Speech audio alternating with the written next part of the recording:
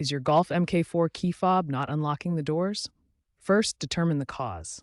A dead battery is the most common culprit, accounting for 60 to 70% of cases. Symptoms include intermittent unlocking or complete failure. Replace the CR2032 battery. Pry open the fob, swap the battery ensuring it provides 2.5 to 3 volts, and snap it shut. If a new battery doesn't solve the problem, attempt to resync the fob. This reprograms it to the car's immobilizer system. Try cycling the ignition key by inserting and removing it 3 to 5 times within 10 seconds while pressing the unlock button on the fob. This resets the rolling code encryption and may restore functionality.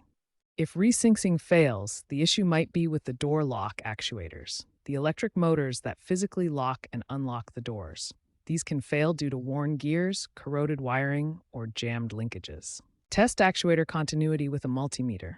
It should show 12 volts when activated. Lubricate with silicone spray or replace the faulty actuator motor.